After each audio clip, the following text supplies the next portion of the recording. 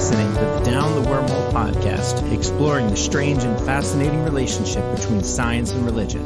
This week, our hosts are Rabbi Rachel Jackson, Rabbi Adegutis Israel, congregation in Hendersonville, North Carolina. And if I had a robot do any chore, it would be cleaning up my child's bathroom. Ian Benz, Associate Professor of Elementary Science Education at UNC Charlotte. And if I had to have a robot replace any chore, probably cleaning the showers. Kendra Holtmore, PhD student at Boston University. And if I could have a robot do my chores, I would definitely have a kitchen robot to do mostly dishes. And if they could cook, that would also be great. Just like kitchen in general, cover everything. Zach Jackson, UCC pastor in Reading, Pennsylvania. And I would get a robotic lawnmower, which is a real thing that actually exists, like a Roomba for your yard. Mm-hmm. And knowing myself, I'd probably get bored with it and then modify it and try to turn it into a battle bot. That's the best. Which would be very cool. So today we're going to talk about AI in education and then let that go where it goes. Because as I said yesterday, we're all educators in some form or fashion. So I thought it'd be kind of interesting to see what some people's take is on AI in education. And while looking for things to share with you on just a couple things to read, I realized that I was being very picky and not wanting to select things that were written prior to the start of the pandemic, because I feel like things would be very different. I think I may have found one or two that were, but I was very surprised by some of the things that we found about AI in education that were written in October of last year. So in the heart of the pandemic and teachers teaching from home or from school with students not in the classroom. So kind of wanted to just briefly talk about technology in education and AI and how my experiences, especially as a science educator with technology and AI in education, that, and then obviously, please jump in as usual.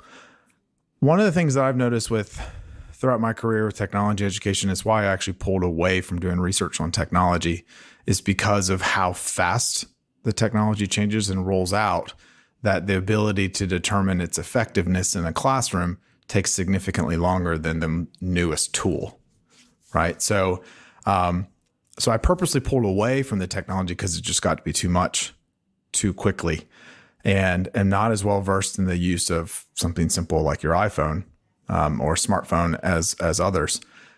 And now I find myself getting excited every time I see a new app thinking, oh, yeah, let me use that. But then wondering, will it actually work or not? And so when you actually look up to see what are other educators saying, you'd still have those two camps, ones who embrace it immediately, and then the others who are very hesitant.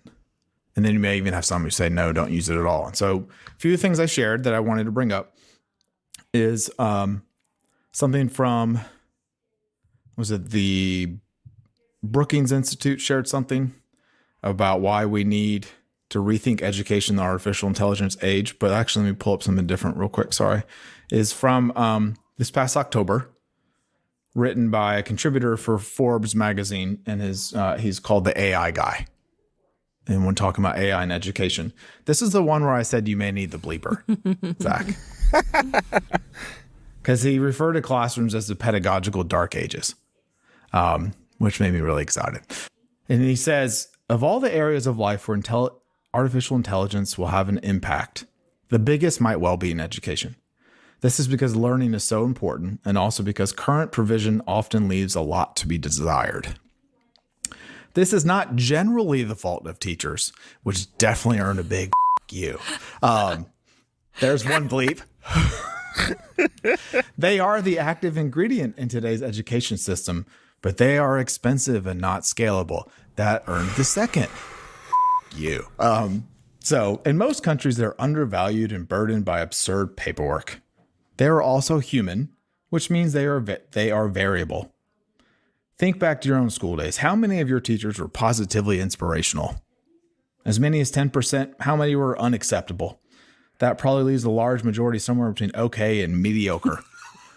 One of the tragedies of modern education is that constructive feedback for teachers is rarely given or sought. There was the third you. So this is clearly someone who believes that AI will save the world, of education at least.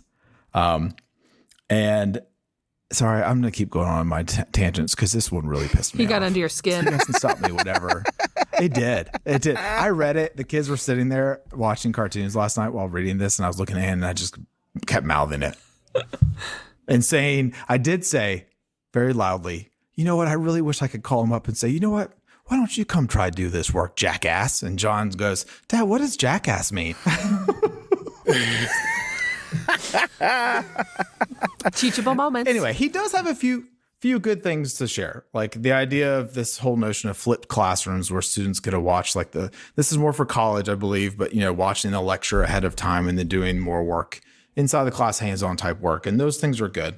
I like that. He talks a lot about online learning, which again, this was written in October. Right. So he was a little bit of critique about online learning and then talked about, those who were positioned to do it best, which were already those companies and organizations who had the infrastructure there for it. But I think, instead of me continuously going on my soapbox here, one of the things I'm just curious about is, and others even refer to remote learning as a major challenge, is how is it we could see AI being a positive force for things like education? So I can jump in here with two perspectives. One that, and I appreciate you saying that we're all educators, because sometimes I teach a lot, but sometimes I forget to see myself in that role or with that titling. Mm-hmm. So I do a lot of teaching. So that's one lens that I'm using, but also I have a child in first grade and in public school. And so that's another place where I'm seeing it, which are two completely different educational worlds, frankly.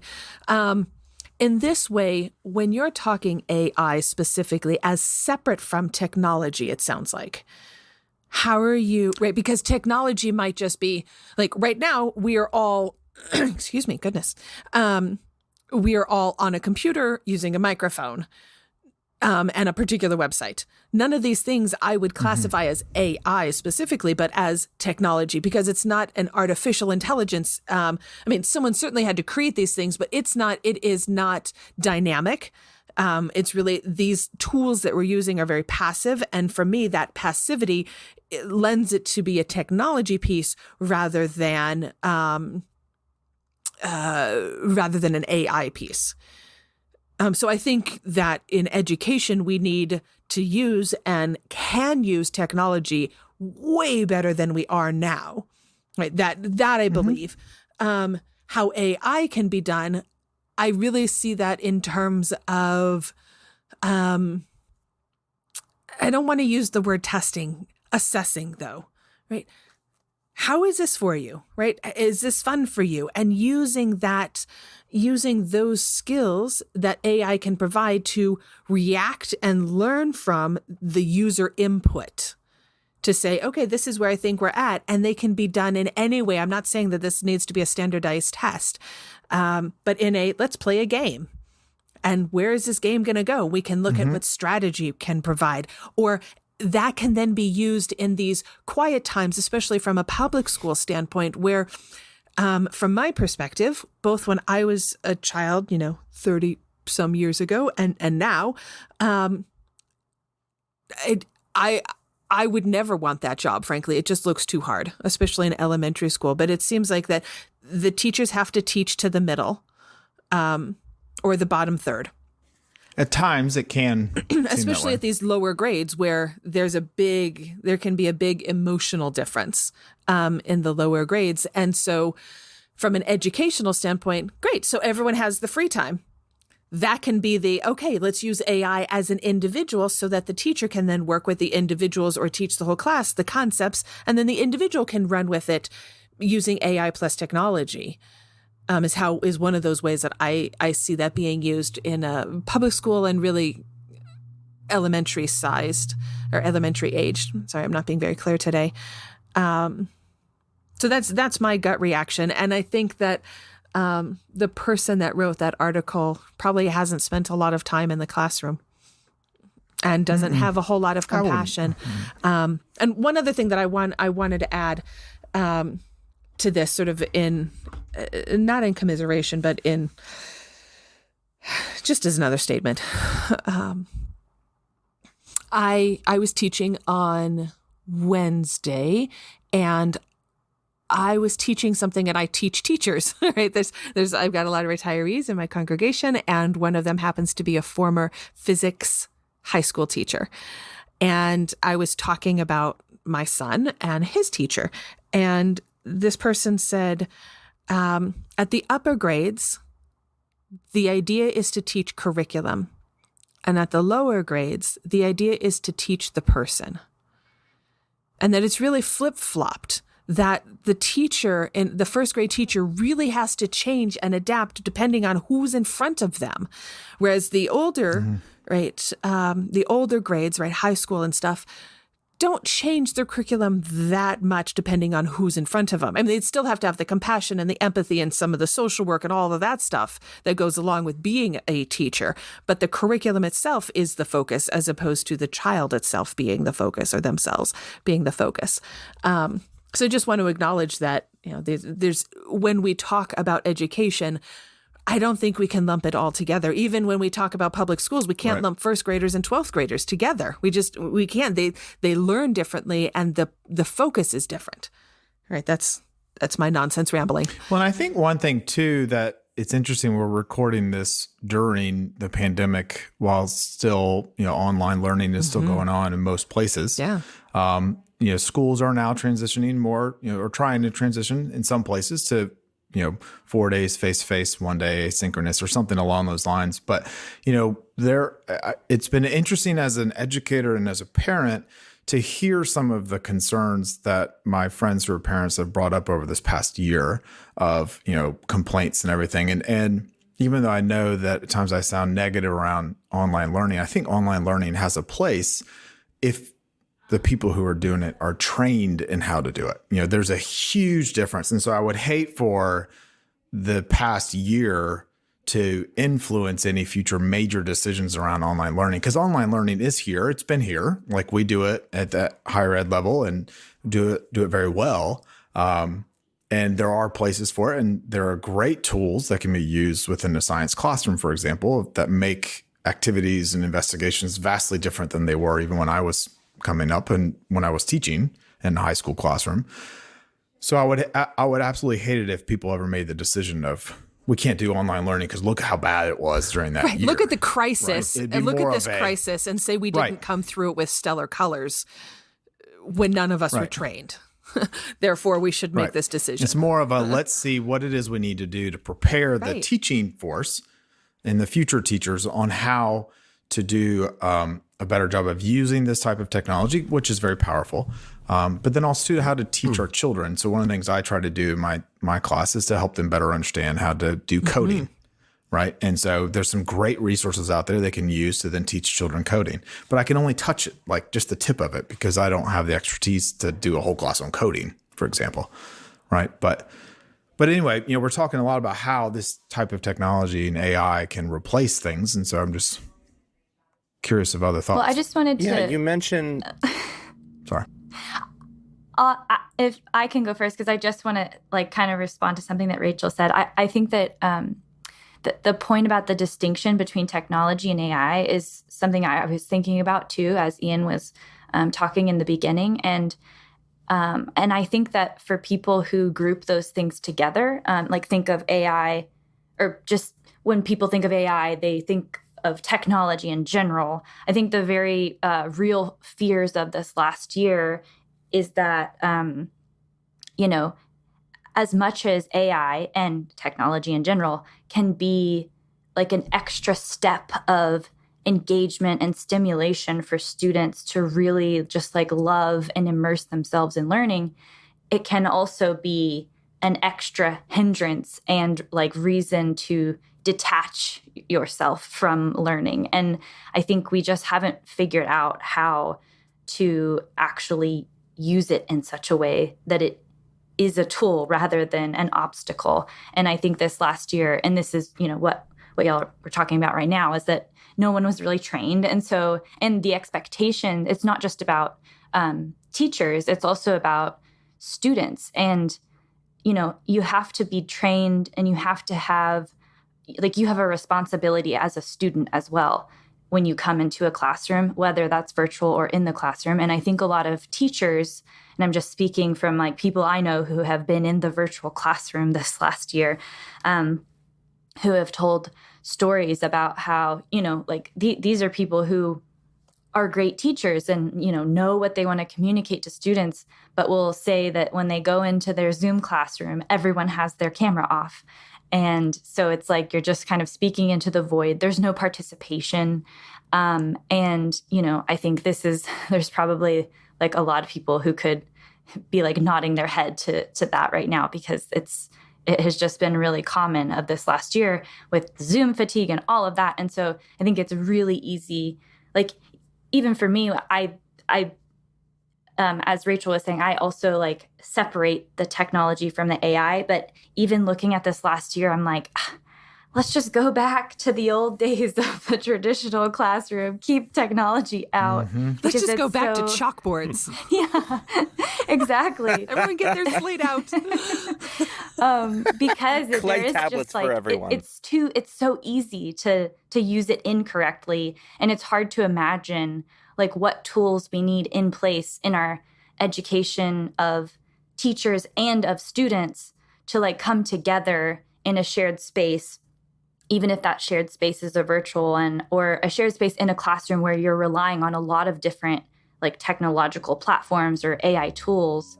Like how do you do that correctly? And how do you, create a sustainable system of teaching people to do that correctly?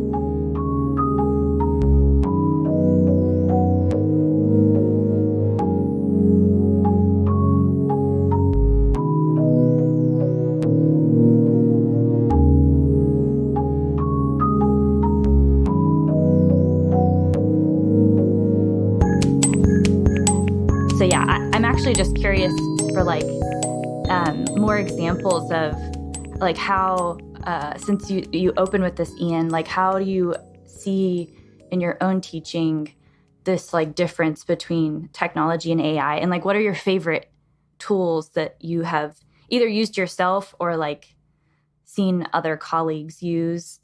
What do you think looks just like really effective for future teaching? I gotta think on that one. Zach, you were gonna say something. So do you mind giving me a minute to really think? Sure. Well, connected to that, actually, that this is where the AI piece can be a real help. Y'all have talked about the importance of individual learning, especially for children, in helping them to identify their strengths, their passions, their growing edges, and then to give them individualized attention, which is really hard to do in a classroom setting and maybe even a little bit harder to do in a virtual classroom setting. Kids always get left behind in large classroom settings.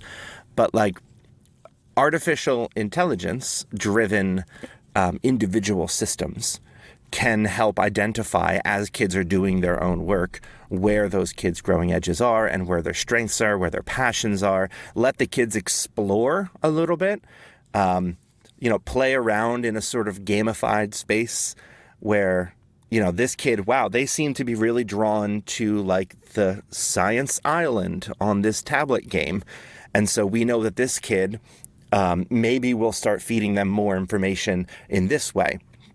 More sciencey information, or, maybe we'll try to communicate language in a sciencey way, to try to utilize their strength in this way. This, like, the sort of thing that a teacher, if given like 7 students would be able to individually identify and find the strengths and help each one live into their best self. But when given 50 students, it's impossible for one person to do. But a really well-trained algorithm might be able to, which, then you run into like, well, are we then going to just create a whole world of specialists who are only good at one thing because from an early age, they were just trained in one thing? I don't know if that would be such a Which bad I don't know. Maybe we go back to that, right? Like, you're a blacksmith. You're right. That we don't all have to be Renaissance And I think people. that would be a society. Yeah, that would be a societal shift and to me, recognizing the value of all down with the fields. Enlightenment. Let's go back to the feudal system. All fields have a contribution to society, right? like if you go into your Facebook settings, into your ad settings, you can see what Facebook knows about you. And you can see how specific it knows you, your interests, your life, the things you're more likely to engage with and like and enjoy. Actually, I noticed recently that Facebook, when it's getting close to my wife's birthday, will start giving me ads for things that she would like, which is crazy. And really good, because I bought a couple of things and she loved them. They were perfect. Yep. And like, if the algorithms can know you that well, can they then help you to live into your best academic potential? Instead of this like No Child Left Behind, one size fits all sort of standardized testing way of doing it, we now have the technology to allow for individualized educational curriculum.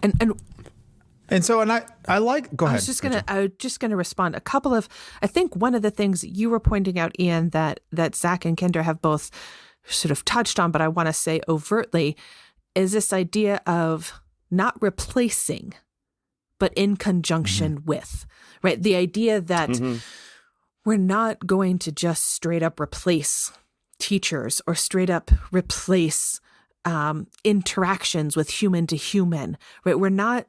It is trying to figure out the best way of being symbiotic with each other, the best version of hybrid, right? We've been tossing that around and say, we've been, again, just from my own life, not from an educational standpoint, but, when I teach Torah study, if I have a couple of people in the room and a couple of people online, how is that hybrid going to work? And everyone's like, well, here are all the negatives to it. I said, okay, and here's where the positives are. Right. And how do we reframe it so that we're recognizing that this really is going to be a partnership and we shouldn't go into it with a scarcity mentality or a fear mentality as we're looking at all these options.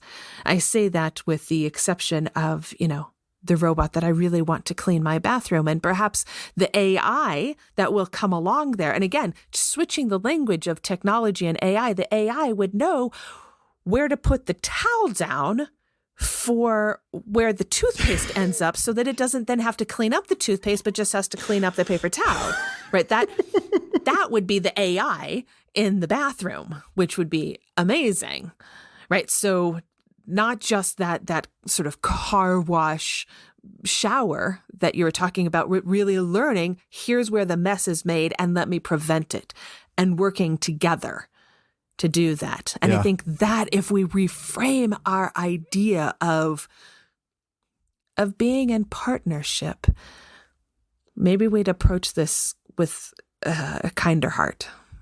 Yeah. And so, when we talk about, I know I keep using them interchangeably, AI and technology, but one of the things when I teach about how to use technology, so if we kind of more broad for a moment, that I've always emphasized to future teachers is that when using technology, don't find a piece of technology or be it a tool of some sort, as well as an app, something like that. So either hardware or software, and build your lesson around that. Instead, no, here's what I need to be teaching about to be able to connect with my students. Are there things that I can use that can help me do that better, right? So then. And that's how I kind of see the use of things like apps or that kind of AI to help with education, is that can we use it as a way to only enhance instructional practices? I like the idea of individualized learning. I think that would be great because not everyone learns the same, and I know that. And that's one of the hardest parts of being a teacher, I think, is trying to figure out when you've got 20 to 30 people in your classroom, trying to make it individualized for all those people is pretty much impossible. So if this allows for that possibility, then yes, absolutely, let's do that. Again, as long as we provide the appropriate training for them. I was just looking up a few things about, examples of AI in education. And one is something that I've benefited from, and that's Duolingo. So I started thinking about Duolingo and then other language apps I've used to help with to improve my German skills. And it totally, how I respond determines what happens next, and it learns based on my ability. So I think things like that are very powerful in the classroom. But I remember too, Rosetta Stone, when that first came out. I actually was talking this was several years after it came out, with a language professor at UNC Charlotte, asking him, I have the German understanding from growing up, but I need to relearn it. What would you recommend instead of me taking the traditional courses, which I didn't have time for? And he actually recommended, we'll get Rosetta Stone. We have subscriptions to it. Get that. That will really help you. He said, but then acknowledge there are some in the language community who would hate me for that, but that's something that can help because of the type of learning you need versus going back and starting from scratch. Right. So I think it could truly revolutionize education in that way. As long as you said, Rachel, we realize it's not replacing the role of the individual in that classroom, because especially when they're younger and you're dealing with younger children, you still need to develop that connection. Exactly. And I'm thinking other AI that we've used is YouTube in our households. I put a couple of settings on YouTube so that it would know that this is an underage person. Please don't show him things that are inappropriate, right? So G and PG type things. And then I just let him have it. Like whatever he wants to watch, he can watch. So he loves the squirrel. This thing came out, I don't know how many years ago it came out. It resurfaced last year where they did a squirrel obstacle course and then explained the physics of squirrels and why the jumping of the squirrel and then like the catapulting the squirrel off of something wasn't going to harm it. Fantastic video. And he watched this, I don't know, like 10 times. And the next thing it shows are these Rube Goldbergs. Can't say that. Rube. Thank you. Goldberg? Cannot say the word. Yes. Machines. Rube Goldberg machines. And so now he's watching all of these things. Like I can't say it and he can't spell it. But YouTube is able to go, oh, you really like the squirrel obstacle course so much? Here, let me show you other things. And now he wants to build one. So it was able to identify that not just watching this video, but to say, this is what your interest is in. Now we can do that in our backyard. I'm not a physics person, so it's going to be, or an engineer, so it's going to be very challenging to do anything. But that's what YouTube is for, to help teach me my son's interests too. So that's now teaching me, right? I love this. I got to throw something Jewish in here. This quote from our Talmud, which says, I think I've used this before. From my teachers, I learn some. From my colleagues, I learn more. And from my students, I learn the most. And I think if we go into it with that flipped classroom idea, that students actually have something to teach each other and the person who is in charge, I think AI can then also really help us understand and grow our own learning. So you should get your son watching the Kids Invent Stuff YouTube channel. Yep, we got that one. Okay. Thank you. For those of you at home, right. It is Kids What's Invent. that called? Kids Invent Stuff. They get submissions from kids for potential inventions, and then they make them. And so these are like ideas that kids came up with that then they make real. So they're ridiculous things. It's amazing. That some kid was like, you know what I need? I need like a doorbell that shoots popcorn. Yeah. And they're like, let's do it. Yeah. And it's really funny. The one my son wanted to submit, we just haven't done it yet, is he likes toasters, but he's a little scared of the toaster oven. Right, because a toaster, it pops up and you don't have to get near the heat, but in a toaster oven, you got to put your hand in. So what he wanted is for the pancakes that we freeze for him to then have in the mornings, for it to take it out of there, or the waffles, take it out of the freezer, put it into the toaster oven, turn the toaster oven on, and release it, and then put it on a plate so that he could just have it. So My kitchen robot can do that for you. That's like... That's right. That's like a Wallace and Gromit invention. That's right. Okay. I'm sorry to jump in one more time. I am going to have to exit our conversation a little bit earlier, listeners. Let me know other questions and we can talk on our Facebook group. Not driven by AI, driven by us. But sponsored with technology. I just want to add this from the religious side of things, in addition to the education side of things. At the end of the day, AI will allow the human connections and the human relationships to thrive more. And that, for me, is the ultimate goal of AI, both in religious and educational instances, so that we can focus on doing the jobs that we love and being with the people that's most important to us, and how we get there. So that's what I wanted to say. And unfortunately, I have to sign off, but I will listen and talk with you all next time. Bye, Rachel.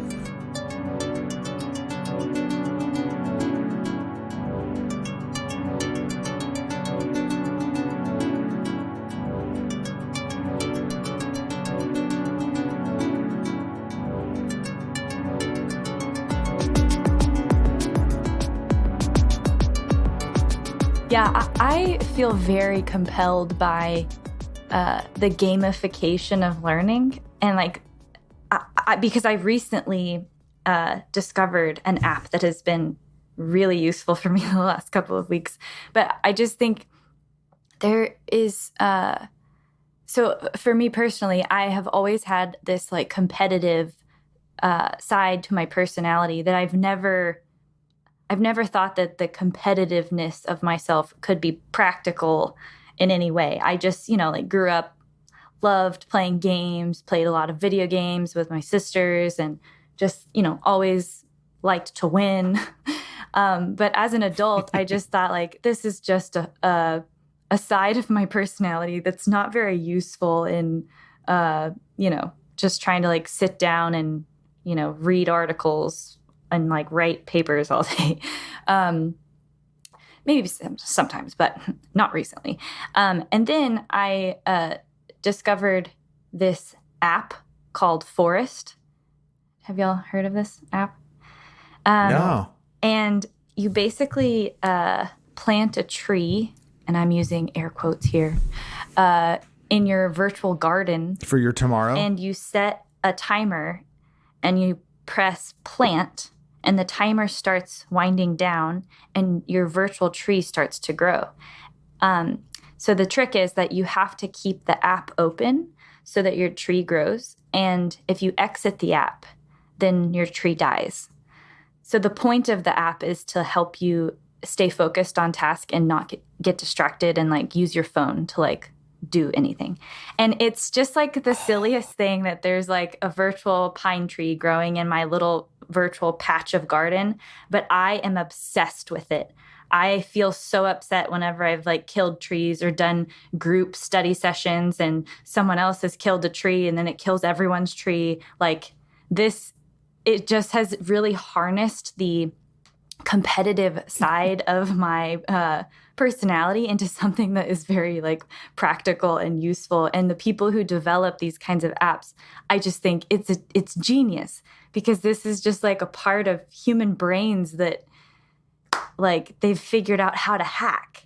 And I just think that things like Forest, because I'm sure there are a lot of things that I have yet to come across, but this harnessing of our like desire to win and competition that's so fun and stimulating, that I think is like the best case of like using AI in the classroom, is to find things that can harness that side of human beings, and like connect it to our learning experience, because then we're just like playing a game and it's, people like that. I think if I had a Tamagotchi in high school that would die when I stopped doing my homework, like I probably would have ended up going to Harvard. But yeah, I mean, this is it. So does it work where like you have to be active on that? Like because you can have multiple apps open at the same time, right? Like, is it just that the app has to be open? It has to be open and on your screen. Like if you go to like your text messages, you switch to a different app, I think it'll say like your tree will die if you leave or something like that. Okay. And you can do it with other people. You can like create a virtual room and press plant when everyone has the app open on their phone. And if someone gets distracted and exits, then everyone gets a notification like, Joe exited the app and killed everyone's tree. So then you get a chance to shame your friends for not helping you get a virtual tree in your garden when you've been working so hard. Gamification and public shaming. This is like harnessing everything that is most powerful for humans. Exactly. It's so genius. Play and shame. So this is what we need, people. Blame, shame, and competition. You talk about accountability. Yeah.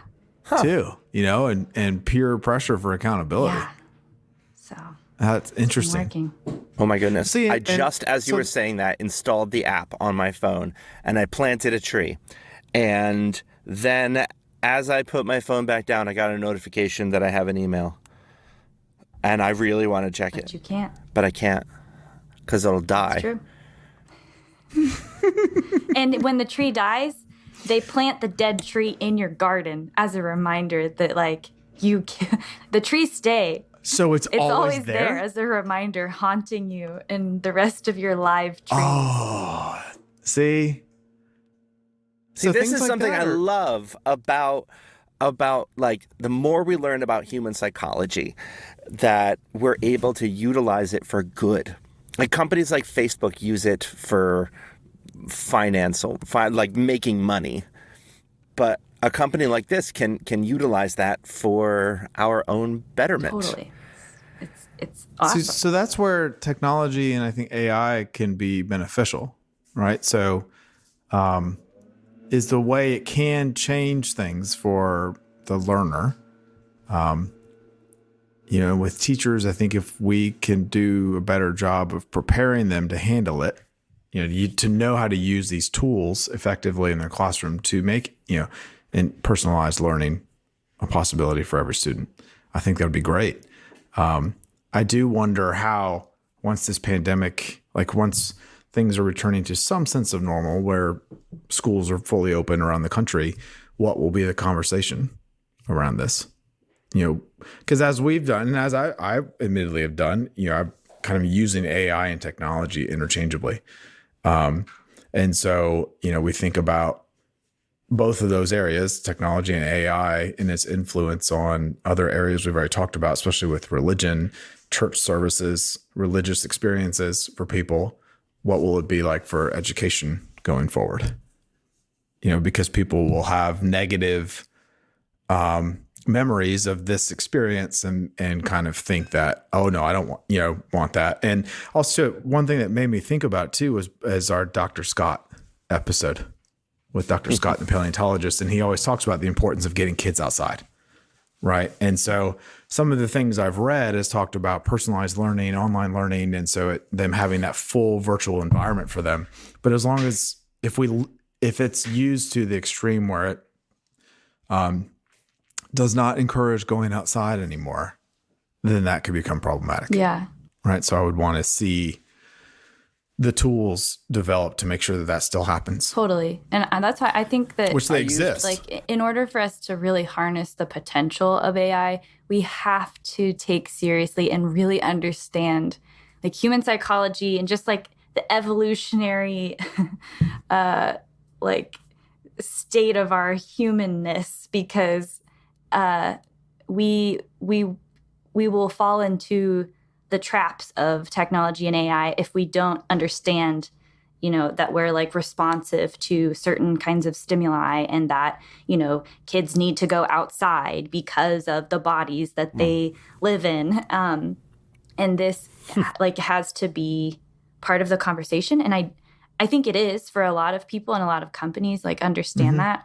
But I don't think that's, it doesn't seem to me that that's a very widespread conversation when you're talking about like K through 12 or like college instructors who are just trying to like figure out how to use Zoom in a classroom. And I think also like this is also relevant for, talking about like spiritual or religious implications. I think maybe we had hinted at this at some point, or we're going to talk about this in the future, but like different kinds of spiritual technologies that rely on AI. And I'm thinking of like the meditation headset. I can't remember what it's called. I haven't had the chance to use it.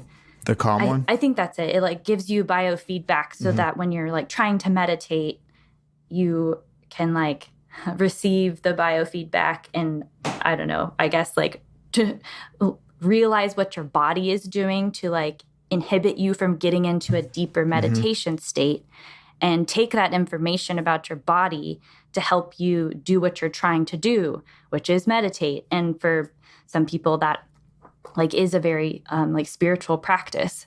And so it's not just something that's like good for education.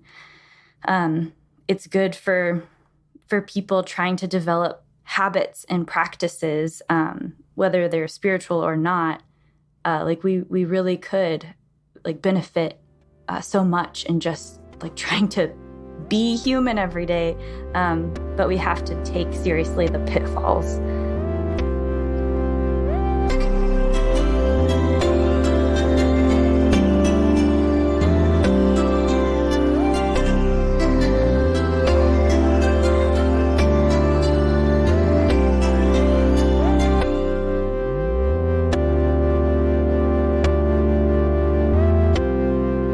I've also heard of a couple of startups that are like putting together spiritual teachings and meditations and things like that, and then creating a sort of like a Pandora for spiritual teachings, where you put in your religious tradition and you listen to things or you watch videos, and you either like it or you don't like it, and it starts to create a sort of personal spiritual profile for you, and then starts feeding you daily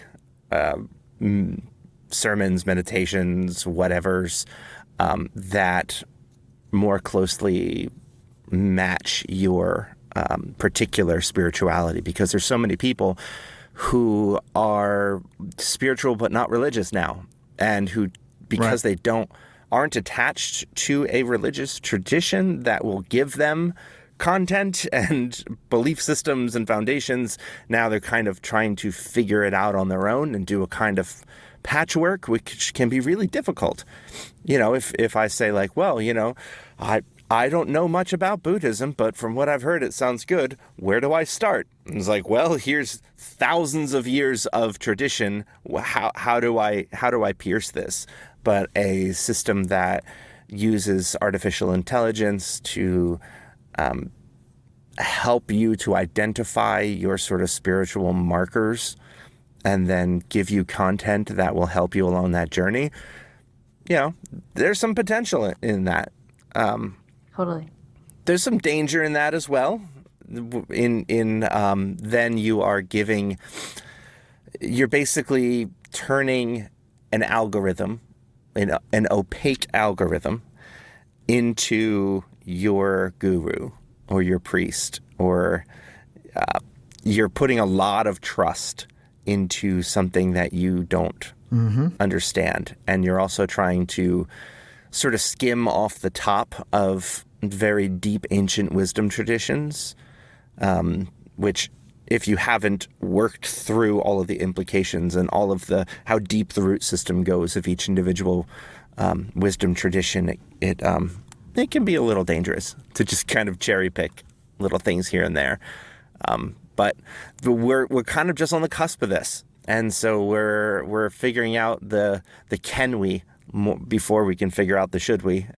Well, and I think too, it's one of the things I was just looking at, reminding myself on, is that there are certain things I think AI could do very well now that it may be doing in some situations, but not everything. And it was talking, one of the examples we're talking about for education, for example, is, helping with tasks, administrative type tasks. So like grading, for example, I never make it a secret to students that the hardest part of the profession is grading, because it can be very time consuming, because you want to give solid feedback. And then at times it can be very exhausting. And so it's not as fun as the rest of the job. And so one of the things that it was just talking about here, and this was happening this semester when I've got, like a lot of lesson plans to grade or whatever, especially the first round. And the feedback I'm giving is very similar. And so I actually was starting to create a separate document for myself that I would and I know faculty who do this, they just put the sample feedback that they give on that document, and then they can go and just copy and paste. And then you change what you need to change, obviously, but that there are some general things that you share with students. And so what I was just reading was talking about, the hints that, like, when you're writing a Gmail message, the AI that's built into that knows the way you normally write messages. And so it can finish the sentences for you. And then you have the option of accepting that or not. Right. And so this was saying that, what if we had that ability within the learning management systems that universities are using, and also now K-12? But that Gmail autofill is not just learned by your inbox. That's a universal one. Okay.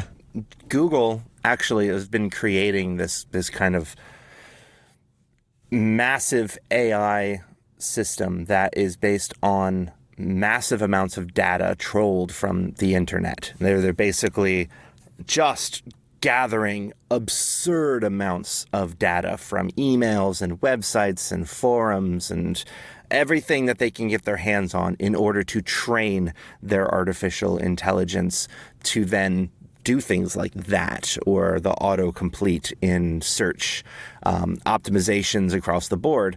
The problem with that is there's a lot of awful things on the internet. There's a lot of awful things on the internet. This podcast not being one of them, but the rest of the internet is pretty awful. And so without there being some really stringent set of guidelines, you have the potential to create an awful AI. And there's not really any way of testing that if you're just sending it out to gather all the information at once.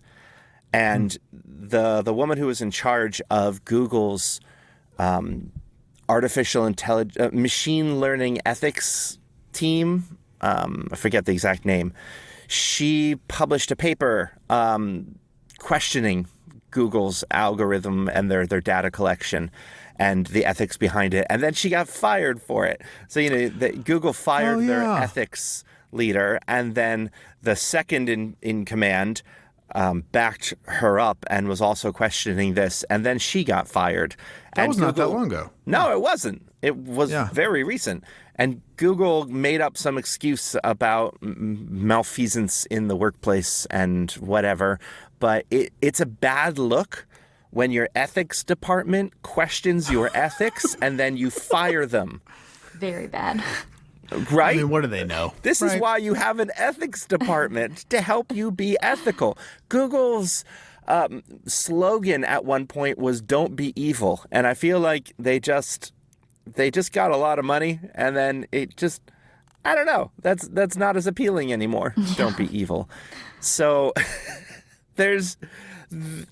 when you're talking about like big data collection that trains algorithms, it's really important to ask yourself what you're training it with and then what that's doing to us. I mentioned, I think it was in the last episode, how much our own communication patterns are changing because of autocorrect.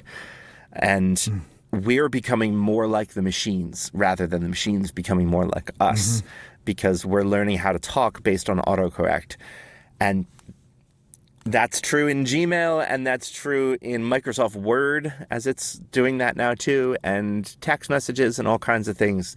Yeah, that's So- very When you think disturbing. about like with texting, right? With texting that people use shorthand, and I mean the LOL, right? But other ones too, like just shorthand stuff and IMHO, in my humble opinion, blah, blah, blah. Right. When I have in the past gotten emails from students who have used the shorthand in a regular email to me, there have been times, it hasn't bothered me too much, but there have been times where I've kind of said, it's okay to spell it out, right? Just because it's really not that hard when you're typing fast on a keyboard or something like that, if that's what you're using. But you also think too that,